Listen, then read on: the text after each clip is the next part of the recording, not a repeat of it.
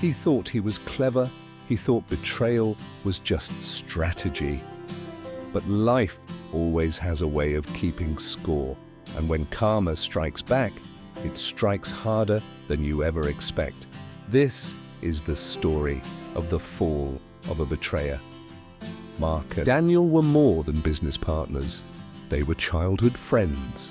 They went to the same schools, shared the same dreams, and together they built a small construction company.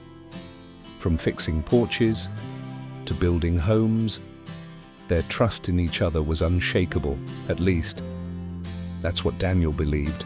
But success changes people. As the company grew, so did Mark's hunger. He craved the taste of money, the prestige of luxury cars, the thrill of expensive suits, the power in every client's handshake. Daniel? He stayed grounded. He only wanted stability, fair pay for the workers, and a good life for his family. One night, Mark sat alone in his office, staring at the numbers. Daniel's shares, Daniel's voice. To him, they felt like chains, slowly, carefully.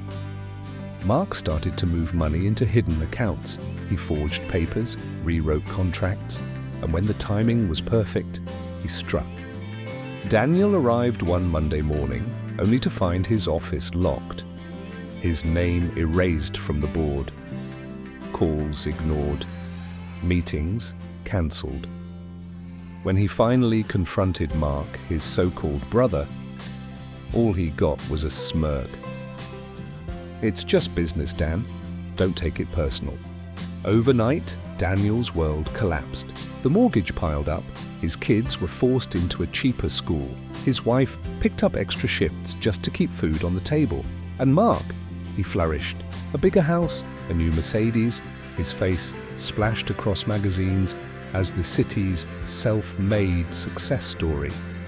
Years passed. People envied Mark, but they didn't respect him. Whispers followed him everywhere. Suppliers cheated, workers underpaid, corners cut. Yet Mark only laughed. To him, karma was nothing but a fairy tale, a bedtime story for the weak. Then came the deal of a lifetime. A national developer promised millions in expansion.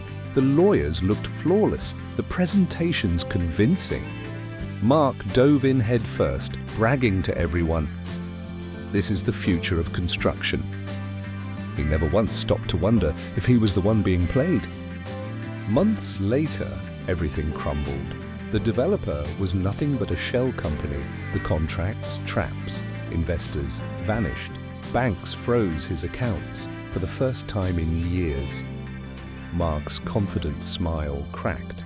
The empire he built on betrayal was collapsing, brick by brick. Then the final twist came. The man behind the scheme was Daniel. The same friend Mark had destroyed years ago. Daniel had rebuilt his life slowly, carefully, with integrity. And now, he was the one who pulled the strings, the one who brought Mark's empire down. Mark stormed into Daniel's office, rage boiling in his eyes. "How could you do this to me?" he demanded. Daniel met his gaze, calm, steady. "You did it first," he said softly. "You taught me betrayal, but the difference is, I didn't do this out of greed. I did it so you'd never hurt anyone else again." Mark's name was ruined, his fortune gone. The applause he once lived for, silenced. He sat alone in his empty mansion, surrounded by unpaid bills, haunted by the words he once said so easily, "It's just business." But life had proven him wrong, because in the end, what you give always comes back. Betrayal returned to him, heavier than he could bear, and karma always strikes.